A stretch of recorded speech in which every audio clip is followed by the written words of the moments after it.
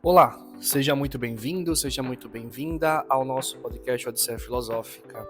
No episódio de hoje, vamos explorar um dos textos mais enigmáticos e influentes do ocultismo moderno, o Caibalion. Hoje, inclusive, é o 10º episódio do nosso podcast. Tecnicamente é o 11º porque nós tivemos um episódio piloto, um episódio de teste. Agradeço a você desde já por estar apoiando este projeto e espero que eu possa retribuir o seu interesse neste podcast, o seu tempo utilizado para me escutar neste podcast por meio de bons episódios, de cada vez melhores episódios. Voltando aqui para o nosso tema do dia, você já ouviu falar sobre os 7 princípios herméticos? Você já se perguntou se eles realmente vêm do Egito Antigo ou se foram apenas criados por autores modernos? Você já se perguntou se ele realmente é um texto filosófico, como há quem venda por aí? Hoje, vamos mergulhar nessa sabedoria misteriosa e entender o que realmente está por trás do Caibalion. E, para começar, vamos pensar no cenário histórico. O Caibalion foi publicado no início do século XX por um grupo anônimo conhecido como Três Iniciados. Mais tarde, descobriu-se que não se tratava de grupo anônimo coisa alguma. O texto foi de um ocultista americano chamado William Walker Atkinson, que fazia parte do movimento chamado Novo Pensamento, focado em metafísica, ciência mental, poder da mente, em si. Enfim. Ao ler o livro, você vai se deparar com frases misteriosas, estruturas aforísticas, promessas de acessar uma sabedoria ancestral egípcia. Mas será que isso mesmo é tão antigo quanto é afirmado no texto? Inclusive, o texto chega a dizer que está parafraseando um outro Caibalion, de modo que é como se esse texto fosse um comentário ou até mesmo uma introdução a um Caibalion muito mais antigo. O livro, inclusive, ele se afirma uma breve introdução a uma tradição mística que sobreviveu desde a antiguidade. O cerne da obra é uma série de aforismos que, segundo os autores, remontam a tempos muito longínquos e que foram transmitidos de mestre a discípulo, tendo o significado e significação exatos dos termos se perdido por vários séculos. Apresenta-se como a essência dos ensinamentos do lendário Hermes Trismegisto, Hermes 3 vezes grande, uma figura lendária e semidivina que, segundo se diz, trouxe o conhecimento ao Egito Antigo. Hermes Trismegisto, inclusive, é frequentemente identificado tanto como o deus grego Hermes quanto com o deus egípcio Thoth. O Caibalion é organizado de acordo com 7 princípios básicos que, segundo ele, formam a base da filosofia oculta. O primeiro, o mentalismo, diz que todo é mente, o universo é mental. O segundo, a correspondência, diz que o que está em cima é como que está embaixo, o que está embaixo é como que está em cima. O terceiro, a vibração, diz que nada está em repouso, tudo se move, tudo vibra. O quarto, a polaridade, diz que tudo é dual, tudo tem polos, tudo tem seu par de opostos. O quinto, o ritmo, diz que tudo flui para dentro e para fora, tudo tem suas marés, todas as coisas sobem e descem. O sexto, a causa e efeito, diz que toda causa tem seu efeito, todo efeito tem sua causa, tudo acontece de acordo com a lei. E o sétimo, gênero, diz que o gênero está em tudo tem seus princípios masculino e feminino, o gênero se manifesta em todos os planos. O Caibalion é um livro muito falado, não somente no cenário do esoterismo ocidental, no cenário New Age também, mas mesmo no cenário da filosofia, porque existem algumas pessoas que trabalham ou divulgam filosofia que utilizam o Caibalion como um texto filosófico, embora geralmente quando isso aconteça, a pessoa que está trabalhando de modo filosófico, na verdade, está fazendo um paralelo, né, uma dobradinha com coisas que não necessariamente sejam filosofia. A filosofia recorre apenas à razão, se formos parar para pensar de modo estrito, né? E fato é que Em meados de 2016, tinha um blog que, na verdade, tanto tinha um grupo de WhatsApp, o Egrégora, que existe desde 2009, na verdade, na época no MSN Groups, e hoje está no WhatsApp, virou apenas um grupo de amigos, embora antes era um grupo de discussões, tá? Hoje é mais um grupo de pessoas próximas, de certo modo. E nessa época também tinha um grupo no Facebook, Tradição Rosa Cruz, enfim. Nesse blog, um dos membros, uma das pessoas que faziam parte do egrégor, uma das pessoas que era administrador do Tradição Rosa Cruz, que foi o Lucas Moraes, conseguiu fazer a tradução de um texto do Nicolas Chappell, que criticava a abordagem onde o Caibalion é associado com o hermetismo. E esse texto foi publicado na íntegra, né, foi traduzido pelo Lucas Moraes e publicado na íntegra lá no Alvorecer, com autorização, inclusive, do autor. Né? Ele falou com o autor e conseguiu que a tradução fosse feita. Também, na época, já havia um texto do que é o Caibalion de cor azul. É um texto do Philip Deslip, se não me falha a memória. E na época esse texto não existia em português. Na época esse texto apenas existia em inglês, que tinha acabado de ser publicado em inglês.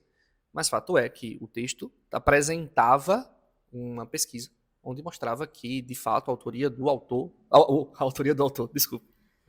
Onde, de fato, a autoria do Caivalion era do William Walker Atkinson. Porque antes existia uma lista de candidatos que podiam ser eleitos como autores do Caibalion, para saber que realmente há um lado de mistério envolvido em relação a essa obra. E, inclusive, tinha conhecidos que participavam de algumas escolas iniciáticas, onde uma dessas escolas afirmava ser uma escola de hermetismo e afirmava que tinha acesso ao Caibalion real, que o Caibalion real estava no plano astral e que, ao invés de 7, eram 12, constituindo um dos trabalhos dos membros dessa escola, dessa organização, descobrir quais eram os outros 5 princípios herméticos. Eu estou misturando aqui princípio, estou misturando aqui lei, mas existe uma diferença entre princípio e lei, embora geralmente quando trata de Caibalion vira uma mistura entre princípio e lei. A gente depois até pode falar isso, não é exatamente o foco aqui. Só estou querendo dizer que, de fato, você vai encontrar várias referências a esse texto, você vai encontrar, de fato, pesquisas acadêmicas sobre esse texto e também várias coisas que são aumentos, modificações ou mesmo acréscimos ao texto. Né? Embora a gente já pode até pensar que o texto, como a gente vai ver, já é uma constituição de acréscimos. Então, basicamente, hoje, eu vou estar utilizando esse artigo, que foi traduzido do Nicolas Chappell, vou estar utilizando também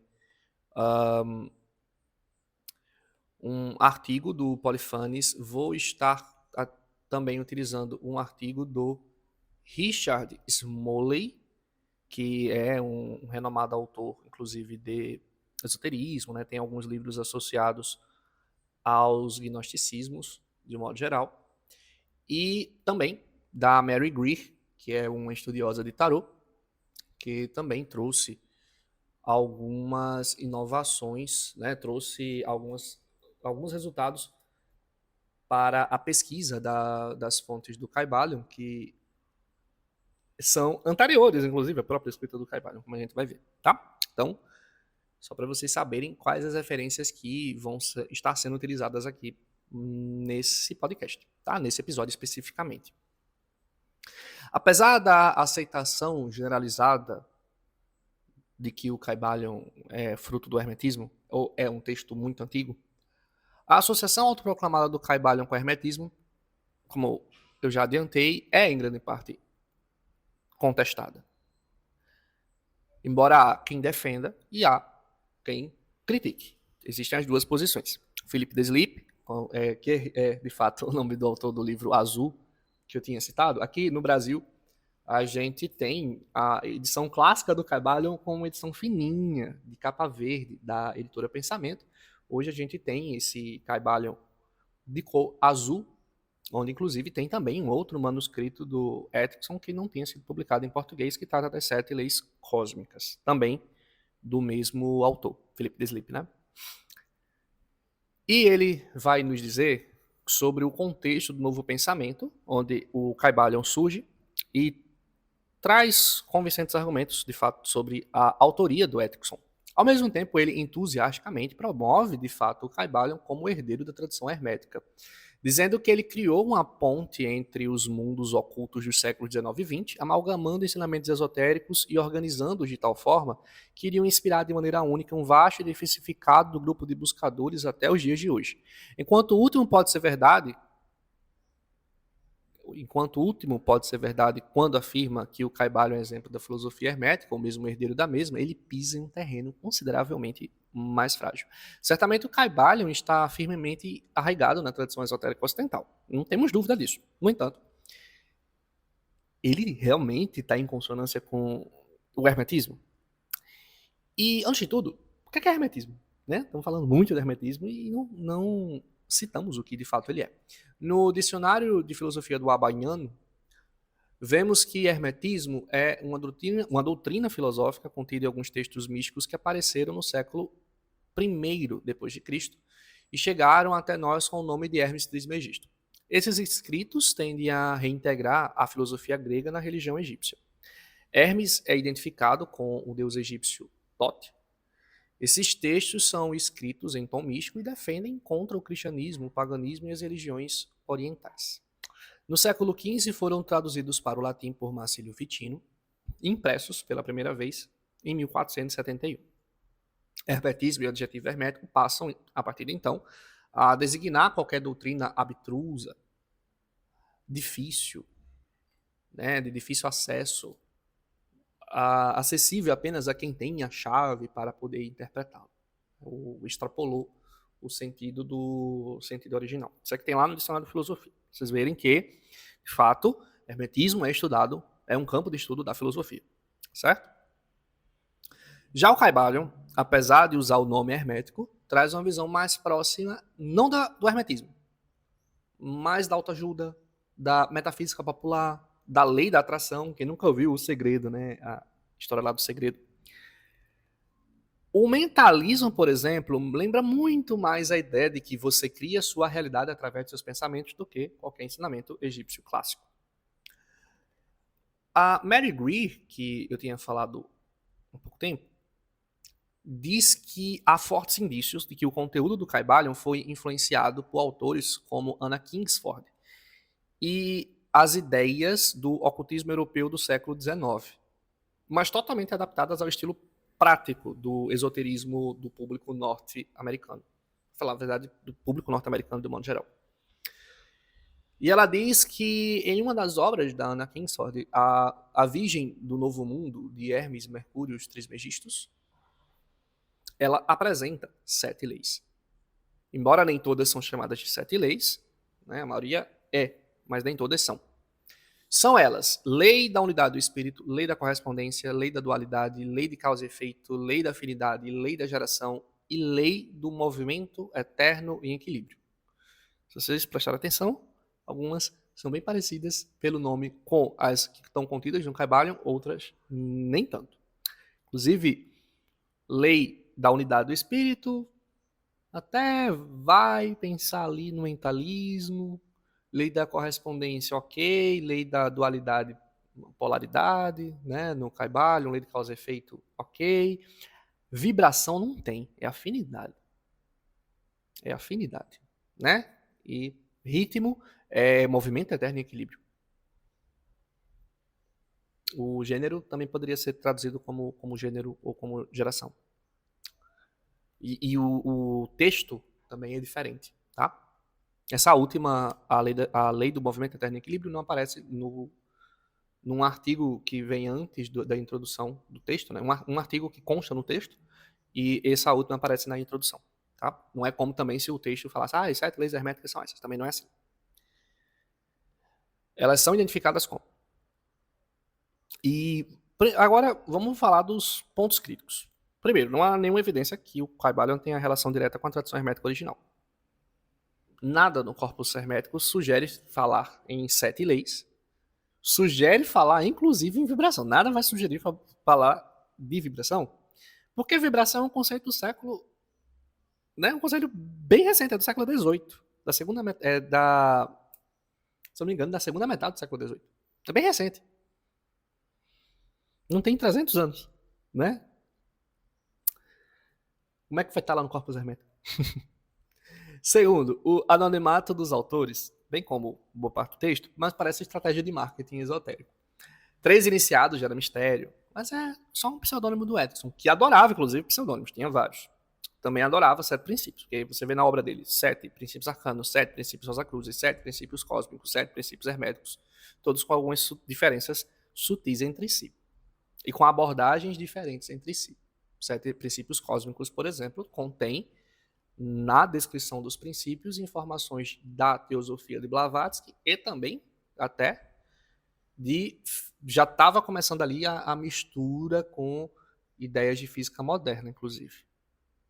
E terceiro, os conceitos apresentados podem soar até bonito, mas podem levar a visões e soluções simplistas de problemas reais. É vendido o Kybalion mais como autoajuda. Pensamentos viram coisas, basta mentalizar que você vai conseguir mudar a sua vida, mas a gente sabe que não é tão simples. Não é porque algo parece espiritual que ele é de fato espiritual. Não é porque algo parece espiritual que ele é de fato verdadeiro ou útil. É preciso ter discernimento nesse sentido. Embora o Kybalion clame por antiguidade, ele é decididamente um produto da modernidade. O princípio da vibração, como eu citei, que é tão enfatizado lá, teve sua origem no século XVIII, como eu falei. E é bem provável que os aforismos foram cunhados concomitantemente aos comentários no início do século XX e apresentados como um produto do pensamento antigo, a fim de cobri-los com um verniz de respeitabilidade que a religião adquire quando se associa a uma tradição histórica. E esta não era uma prática incomum dentro do movimento do novo pensamento. A tendência do novo pensamento, ou melhor, a tendência é atribuir ao novo pensamento muito mais do que pode ser reivindicado com precisão histórica. Ou seja, já é comum no novo pensamento haver esse tipo de coisa. Essa história do novo pensamento pode desapontar, de fato, alguns de vocês, principalmente porque podem ter criado a ideia de que olha-se para um passado muito longe e que ideias de uma Índia muito antiga, de uma Grécia muito antiga, de uma Idade Média, lembram ideias que temos hoje, ou inclusive resolvem problemas de hoje, como se a gente tivesse esquecido dessas ideias. Afinal, se há quem acredite que o passado já tinha todas as respostas para os problemas da humanidade, inclusive os problemas de hoje, há quem compre qualquer coisa que remeta a esta ideia. A falsa pretensão de antiguidade do Kybalion se estende até mesmo ao nome do texto. O título parece fazer uma alusão à palavra cabala, ou à deusa greco-romana Cibele, ou as duas coisas, né? Cibele, mãe dos deuses, para insinuar uma ligação com a antiguidade. O texto em si é silencioso quanto a este ponto, dizendo apenas que o sentido exato e o significado do termo ter sido perdido há muitos séculos. A tese central do Kybalion é que a existência é regida por 7 leis universais, como vimos. Mentalismo, correspondência, vibração, polaridade, ritmo, causa, efeito e gênero.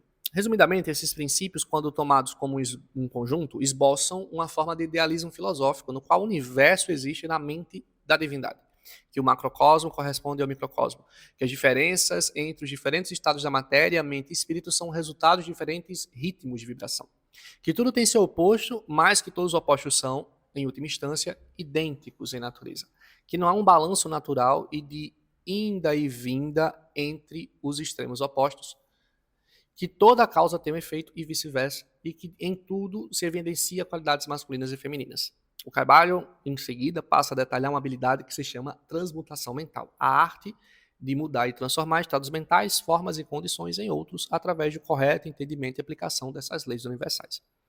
Por mais que pareça que há uma consonância com a filosofia hermética, ao analisarmos com profundidade, descobrimos que o trabalho é fruto do movimento Novo Pensamento, que surgiu no final do século XIX e início do XX.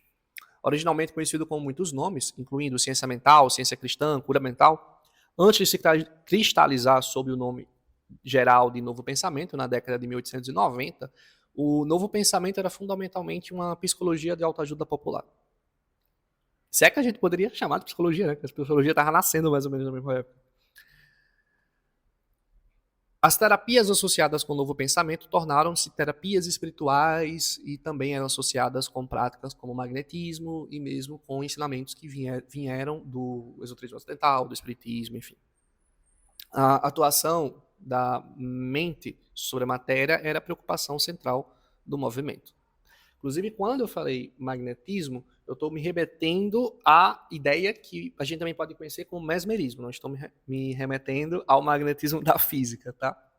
E nos textos de magnetismo dessa época, havia toda uma ênfase sobre a questão mental. Através da mente, por meio de atitudes, modos de conduta, crenças, pode-se ter uma melhor saúde e melhor bem-estar.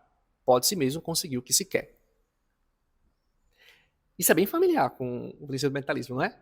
Essa ideia que a gente vê nos livros de magnetismo, essa ideia que a gente vê dos livros do movimento do Novo Pensamento.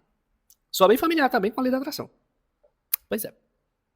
A doença física aqui é considerada como expressão externa do estado interior do homem. Os problemas surgem primeiro nos pensamentos e, no fim, manifestam-se no corpo. No pensamento, a gente até pode pensar que surgem nos pensamentos, vão para as emoções e, por fim, vão para o corpo. Mudando a atitude mental através de afirmações e do pensamento positivo, pode-se ter a cura das doenças e superar estados mentais problemáticos. Num primeiro momento, essas técnicas eram utilizadas para a cura, mas depois começaram a ser utilizadas em outras áreas, como felicidade, realização espiritual, prosperidade para conseguir o que você quer, enfim. Como se fosse um gênio da lâmpada, etc. Inclusive, a gente até brincou aqui com a questão da psicologia popular, né? E mais ou menos a ideia na época era que o caminho era o inverso, que através das atitudes que nós modificamos os pensamentos, né? Enfim. O novo pensamento contrasta com o velho pensamento, afinal tem um nome novo.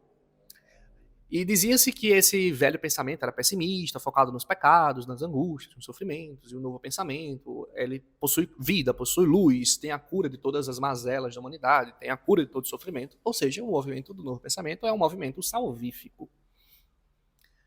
Bom, mas você pode me falar assim, Jefferson, o hermetismo fala de mente. Porque há nous no hermetismo, a mente. Nous, faculdade divina, consciência de Deus, a verdade, o bem. Poderíamos entrar, de fato, na discussão se o corpus hermético trata de Deus enquanto mente ou fonte da mente. Mas aqui não é o ponto. A ideia da mente apresentada é semelhante, mas de um modo bem superficial. Poderia dizer atualizada com os conceitos da mente do século XX. Poderia dizer que o Caibalion tenta transmitir a ideia de um panteísmo de um modo mais didático, né, que é uma versão simplificada da ideia de nous, do hermetismo, para os tempos atuais, para a grande massa da população? Poderíamos, será? O conceito platônico de mundo das ideias contribuiu com a cosmologia compartilhada pelo Caibalion e pelo hermetismo, inclusive. Israel Regardie expõe isso ao afirmar que a Cabala é uma forma platônica de misticismo, é um idealismo objetivo. O hermetismo dizia que o mundo era imagem de Deus, pressupondo a visão do neoplatonismo quanto às ideias, onde o demiurgo cria o mundo a partir das ideias contidas na mente nous de Deus. As ideias, que eram seres em um mundo invisível e sutil, distinto do nosso no mundo grego antigo, inclusive a gente até já falou sobre o demiurgo de Platão no episódio anterior, passam agora, nessas tradições que bebem do platonismo, a habitar a mente de Deus. Ou seja, essas ideias que antes eram seres que habitavam um mundo distinto do nosso, tornam-se pensamentos na mente de Deus. Saiu de fora e foi para dentro. A gente até pode falar que isso depois passa as ideias de uma realidade externa para a mente de Deus e depois para a mente do homem lá no período da filosofia moderna com René Descartes. Mas isso aí fica para um outro dia. Bom, a gente até pode falar que aqui pode haver um ponto por Caibalion, porque ele está falando de mente, né? Porém, será que é isso que está no hermetismo? Ou melhor, será que esse conceito de mentalismo existe porque existe esse conceito no hermetismo ou porque existe esse conceito no novo pensamento? Já que o movimento do novo pensamento fala sobre mente. O movimento New Age, no geral, adora a mente, né? Adora o pensamento. O conceito de superar os desejos básicos e impulsos individuais pelo uso de faculdades mais elevadas também é central aqui no Caibalion e para a transmutação mental que ele fala. Temos sim a ideia, mesmo em John Fortune, que as pessoas são no geral dirigidas mais pelas mentes e vontades de outras pessoas que pelas delas mesmas. Que as pessoas se permitem serem pensadas ao invés de pensarem por si. Na tradição martinista, na tradição martinesista, a gente até pode falar, né, que os seres humanos, na mitologia do Pasquali, eram seres pensantes e tornam-se seres pensados. E devem voltar a serem seres pensantes. Porém, na contramão, né, nessa volta, os desejos devem partir do interior. Ao invés de sermos guiados por fora, devemos ser guiados por dentro. E essa também é uma ideia bem central do movimento do Novo Pensamento e mesmo no movimento New Age. A polaridade e o gênero contidos no Caibalion também são encontrados facilmente no hermetismo. Da correspondência é bem óbvio, inclusive, porque está bem escancarado na tábua da esmeralda, o que está em cima é como o que está embaixo, o que está embaixo é como o que está em cima, para realizar os milagres de uma coisa única. Então a gente pode dizer que temos mentalismo, polaridade e gênero, correspondência, 4 contidos no hermetismo clássico, né, usando um princípio de caridade hermenêutica. A gente vai tentar dizer que o mentalismo é o mesmo lá, não é que é o mesmo, né, mas tem essa ideia lá no hermetismo. E ainda que no caso, né, desse mentalismo está mais para a ideia New Age de mente, de transmutação mental, do que a ideia de nous lá do hermetismo. Então, 4 dos 7 princípios estão dentro das fontes herméticas. Aí tem um caso curioso. Lembra da vibração? Que eu falei que nem deveria estar, porque vibração é um conceito de alguns séculos atrás. Porém, é bem fácil você fazer alguém acreditar que a ideia de vibração é muito antiga. Então, é fácil de fazer qualquer pessoa acreditar que ela existe no hermetismo clássico da forma como é entendida lá no Caibalion, da forma como hoje nós entendemos vibração. Né? A ideia, o conceito que temos hoje de vibração, ele foi criado na física. Né? Não que não existiam ideias antes que pudessem levar a algo parecido, mas quando pensamos em vibração, pensamos nesse conceito que surge lá no século XVIII. Então, a gente até pode dizer, mas ninguém vai se questionar que vibração não existia na antiguidade, então a gente até pode dizer, vão achar que 5 dos 7 tem lá no corpus hermético bem escancarado, nos textos herméticos bem escancarados. Então vamos pensar que alguém possa atribuir isso, né? Então o texto seria bem fácil ser passado por um texto hermético.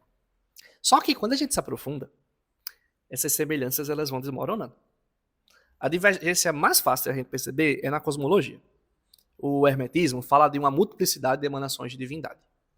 Né? O Deus único dá origem a divindades, a princípios menores.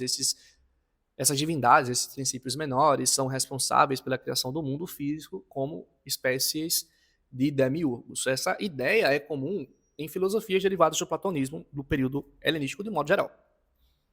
Não só do Eu falei aqui de um modo geral, tá? Não é exatamente o que tem lá. Mas não tem nada perto dessa ideia no Caibalion. O Caibalion também começa falando dos 3 grandes planos, espiritual, mental e físico. E essa divisão em 3, alma, espírito e corpo, é comum dentro do esoterismo ocidental como um todo. E a gente também encontra essa divisão na teologia, a gente também encontra essa divisão trina na filosofia, né? Temos isso em Platão, temos isso em Aristóteles. Porém, o Caibalion avança, ele não para aí, né? E divide esses 3 grandes planos em 7 menores. E cada um desses 7 menores tem mais 7 menores ainda. No total, a gente vai ter 147. E o número 7 até a gente poderia dizer, não, mas os 7 são os planetas clássicos de astrologia e tudo mais, né? Mas a gente sabe que esses 7 não vêm exatamente dos planetas clássicos. O pior é que o Caibalion fala que esse esquema é arbitrário. É só didático, né? Não tem uma divisão tão clara, enfim. Não que outros esquemas também não fossem didáticos ou arbitrários, como tá lá no Caibalion, né? E essa ideia de uma divisão em 147 níveis não é muito a cara de uma ideia do período helenístico, não, como o hermetismo é. Ele também situa o homem em um desses subplanos, né, que vai estar lá e vai passar por esses planos, enfim, algo bem teosófico blavatskiano, ainda que não seja a mesma coisa que a teosofia blavatskiana, porque tem diferença, mas parece que bebeu um pouquinho daqui, tá? Que é um pouquinho mais ou menos da mesma época, né? Há uma breve citação que essa evolução vai ser para, no final, haver uma união com o todo, né? Com o todo sendo essa ideia de divindade que é apresentada no Caibalion, mas isso é falado apenas nessa parte do texto e não há mais nenhum momento, de certo modo, que essa visão aparece, sendo que essa visão de união com o todo deveria ser uma visão bem central.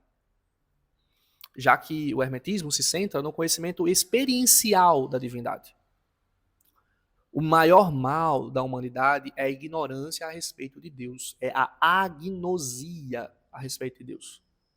Toda a discussão que há nos textos herméticos sobre a natureza do universo, dos deuses, os deuses, o céu e a terra, acontece para que nós nos elevemos a uma espécie de gnose divina. Gnose divina. O Caibalion, em contraste, busca o conhecimento das leis universais para, de certo modo, facilitar a prática da transmutação mental. Não há ênfase em gnose no Caibalion. Há ênfase num conhecimento intelectual sobre as leis, sobre os princípios, sobre a mente, sobre como você pode utilizar essa mente para modificar a sua vida. E isso está bem mais para um conceito grego de episteme do que para o de gnose. Busca-se no Caibalion uma compreensão intelectual, embora com fins práticos. Mas não se busca um conhecimento experiencial do divino, uma gnose salvífica, uma experiência estática da unidade com um, uma experiência estática da unidade com o divino. Também não há esse êxtase, essa gnose nesse texto. Então, o Caibalion parece focar mais na mente, na razão, ao invés de focar na mente com M maiúsculo, no nous, no intelecto, na gnose. Parece que o Caibalion confunde também os meios com o fim. A transmutação mental é o auge da filosofia hermética para ele. Das 22 instâncias que são ditas, que são características e habilidades atribuídas aos mestres ou aos hermetistas, termos que são usados alternadamente, cada um deles refere-se à capacidade de controlar seu mundo mental, a dominar os seus humores, transmutando e dominando seus estados mentais e alcançando estabilidade emocional e desenvolvimento de poderes para controlar o mundo à sua volta. Mesmo as passagens referentes ao mestre ou ao hermetista, controlar os princípios de causa e efeito, o princípio de causa e efeito, né, essas passagens se voltam, em última análise, para o controle de estados emocionais e mentais. Seu poder sobre-humano, no final, não é nada mais do que uma forma de continência mental. Seu domínio é alcançado através da compreensão das leis naturais e, ao colocá-las em prática, ao invés de ascender nos planos para alcançar a união estática com a divindade. Né? Enfim, busca-se compreender essas leis do todo e colocá-las em prática para causar mudanças no seu dia a dia, ao invés de ascender através da gnose, né, através de uma união estática com a divindade. Pode ser certo que esta ênfase na lei cósmica em sua aplicação adequada tem um lugar dentro da filosofia hermética. Leon Fortuny, no livro O Treinamento e o Trabalho do Iniciado, lista como suas 3 divisões do ocultismo: harmonização com a lei cósmica por meio do entendimento correto, o ajuste das harmonias por meio do uso correto do poder que o conhecimento confere, e purificação da alma através das boas obras em todos os planos. Isso existe. O Kybalion mostra forte ênfase em pelo menos os primeiros 2 pontos. E se interpretarmos o autodomínio mental dos mestres, dos hermetistas, que o Kybalion fala, e sua capacidade de moldar o mundo à sua volta, assim como aplicado para a realização de boas obras, podemos incluir este último princípio também. Mas a Fortuny prossegue afirmando que não há nada de intrinsecamente espiritual sobre qualquer uma dessas 3 coisas, mas, no entanto, elas são os 3 primeiros passos da escada que leva às alturas do espírito. Assim, este conhecimento das leis universais e a harmonização do indivíduo com elas é meramente o início da jornada, são os 3 primeiros passos. Não é o objetivo final, como retratado no Kybalion, de certo modo. E a gente, embora você tenha de Fortuny, nos textos herméticos há uma concordância com isso. Até poderíamos dizer que esses passos citados no Kybalion, né, tendo uma boa caridade com o entendimento do texto, pode ser o início da vida virtuosa, mas é o início, não é o objetivo, não é o fim. Para um texto que se pretende ser uma obra de filosofia hermética, o Kybalion surpreendentemente pouco fala de Deus. Erickson fala do todo com alguma frequência, mas isso parece um pouco como um meio para um fim. Após os rudimentos da cosmologia, os atributos de Deus são deixados de fora. Pouca atenção é dada a eles para além do seu papel no apoio à subjacente estrutura do universo que facilita a técnica de transmutação mental. Na verdade, o Kybalion é veementemente e explicitamente antiteológico em sua orientação. Um traço que parece decididamente estranho em justa posição com a orientação da filosofia hermética, inclusive. No Kybalion, nos é dito que a teologia significa as tentativas dos homens de atribuir personalidade, qualidades e características ao todo. Suas teorias sobre seus assuntos, vontade, desejos, planos e projetos, e sua assunção do ofício de homens intermediários entre o todo e as pessoas. E adiante ele também diz que teologia e metafísica parecem juncos delgados, enraizados nas areias movediças da ignorância. Não vou nem falar dessa concepção bem tosca sobre metafísica e sobre teologia, né? Mas é o que tem lá. E, ironicamente, imediatamente após condenar atribuir qualidades e características ao todo, o próprio Erickson continua na mesma página atribuindo-lhe qualidades e características ao todo, né? Ao infinito, à onipotência, como infinito, onipotência, imutabilidade, eternidade. Embora o Kybalion conceda aos termos religião e filosofia bastante crédito, dizendo que estes se referem a coisas que têm raízes na realidade, esta distinção é, na melhor das hipóteses, especiosa. É impossível determinar o que é a chamada realidade sem recorrer a algum tipo de suposição metafísica, de suposição teológica. Não que não pudéssemos, até porque a metafísica, como é entendida hoje, é o estudo da realidade. E existem propostas metafísicas que não recorrem à teologia, né, que não recorrem a nada no sentido espiritual. Elas recorrem apenas ao que a gente conhece na física. Recorrem apenas à matéria, nesse sentido, tá? Não no sentido de metafísica de além do físico, mas no sentido de metafísica como o estudo do que é a realidade. Certo?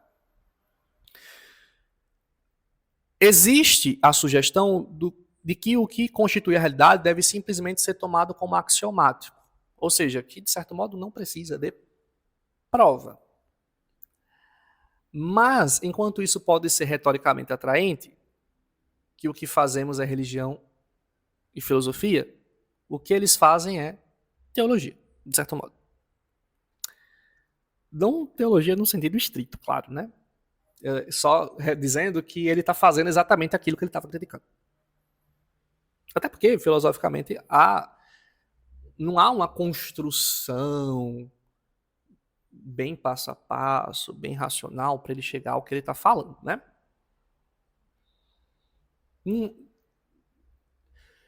Em contraste com a posição do Caibalion, a filosofia hermética sempre se envolveu com a teologia, mas aqui teologia no sentido do estudo da divindade, tá? Não no sentido que a gente tem hoje. Os textos de metafísica em Aristóteles também eram conhecidos como textos de filosofia primeira ou de teologia. A hermética está repleta de descrições de Deus e da natureza da realidade última, da palavra de vários intermediários entre Deus e o homem, sob o pretexto de serem demiurgos, assim como as hierarcas planetários, os deuses inteligíveis e sensíveis e várias outras entidades, e da relação entre o divino e o humano. A hermética filosófica revela ao homem o conhecimento das origens, natureza e propriedades morais do ser divino, humano e material, para que o homem possa usar esse conhecimento para se salvar. Pela mesma filosofia piedosa ou piedade filosófica, uma mistura de teologia, cosmogonia, cosmologia, antropogonia, ética, soteriologia e escatologia, também se caracteriza o Asclepius latino.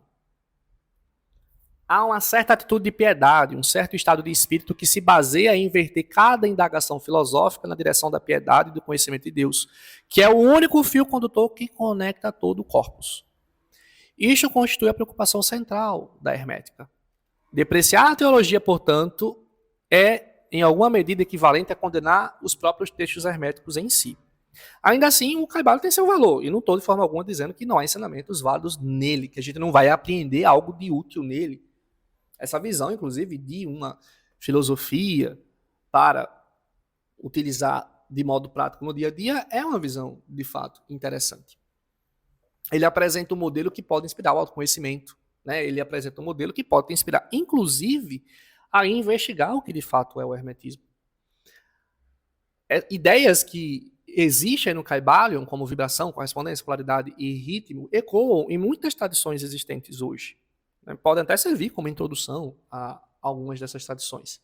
Também oferece uma linguagem mais acessível, didática, linguagem prática, e talvez por isso ele encantou tantas pessoas. É uma síntese de temas esotéricos colocados de um modo prático e claro. Os axiomas herméticos do Caibalion provavelmente tiveram suas origens no próprio pensamento de Erickson, ao invés de uma longa tradição. E há sim pesquisadores que defendem os elementos do Caibalion que viriam a ser contestados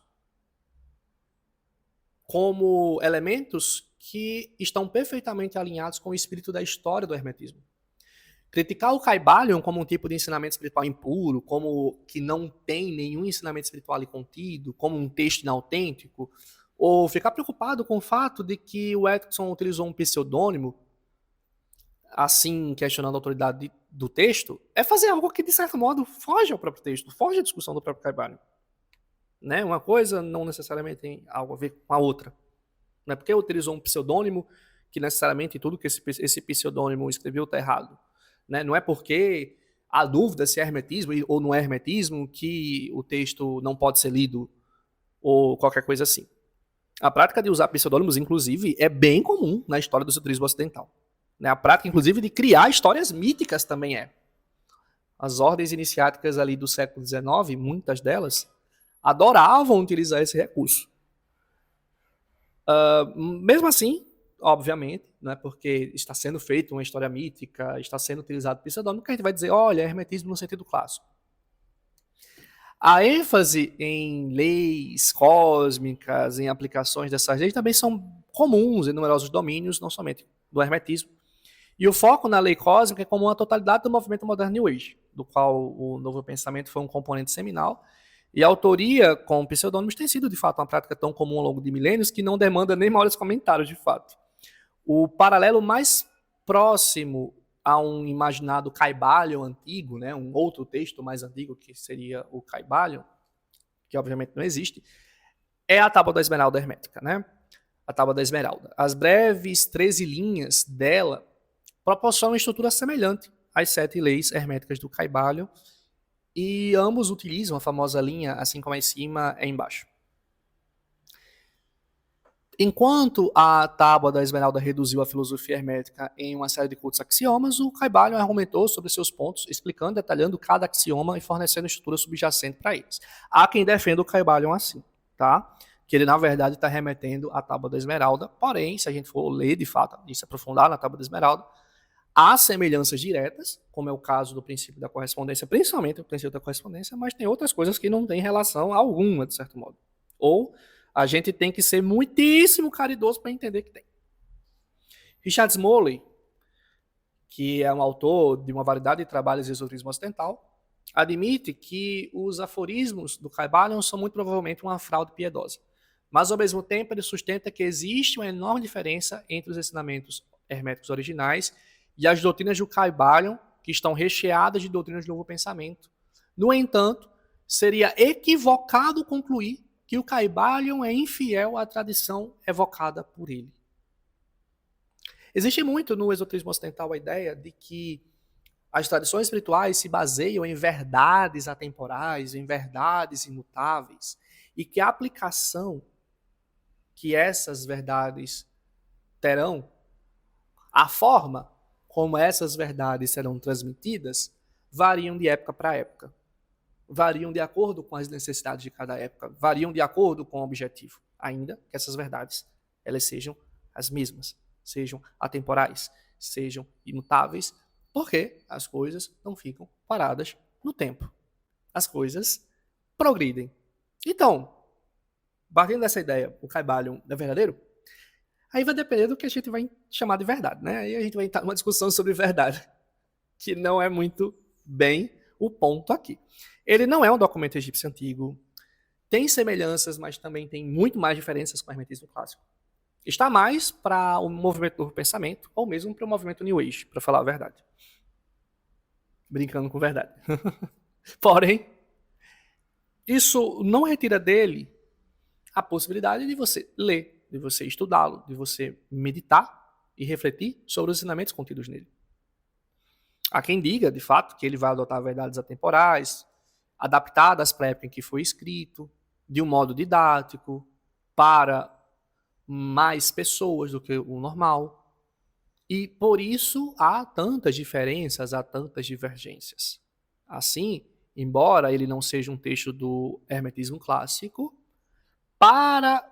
tendo em vista o objetivo no qual ele foi escrito, né, tendo em vista o objetivo do livro, poderíamos sim concluir que ele poderia estar vinculado à tradição hermética, como fazem alguns autores. Então vai tanto haver gente que vai dizer, não, o Caibalion não é hermetismo, porque não é um texto hermético. Não tem semelhança alguma.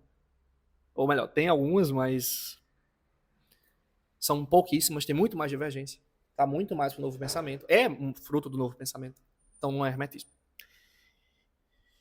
E vai ter gente que vai dizer que não, que o Caibalion é um texto é um texto que adapta as verdades contidas no hermetismo para os dias de hoje. E, por conta desse objetivo, ele se tornou impreciso, ele se tornou didático, né?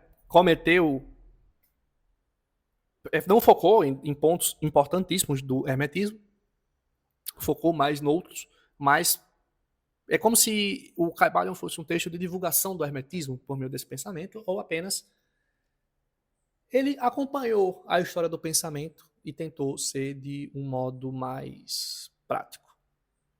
O hermetismo há muito se apropriou de ideias e até mesmo de sistemas inteiros que não se originaram do seu próprio meio. Ele é bem sincrético, se a gente for pensar no hermetismo hoje, no que a gente entende por hermetismo hoje, não no hermetismo clássico, tá?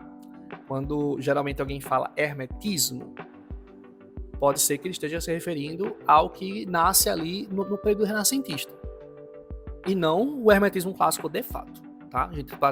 Eu mostrei que no Dicionário de Filosofia do Abaniano tem essa distinção lá. Então, ao hermetismo clássico, ao hermetismo stricto sensu, né? Aquele hermetismo gnóstico, pagão, grego-egípcio, que tem lá no Corpus Hermético, por exemplo. Lá no Renascimento botaram nele Cabala Judaica, magia angelical. Né? John Dee colocou nele o Enochiano. O Rosacrucianismo levantou a bandeira de um Hermes Trismegisto, de certo modo. A Golden Dawn também trouxe a influência ritual, né? A influência de estrutura de ordem, de certo modo.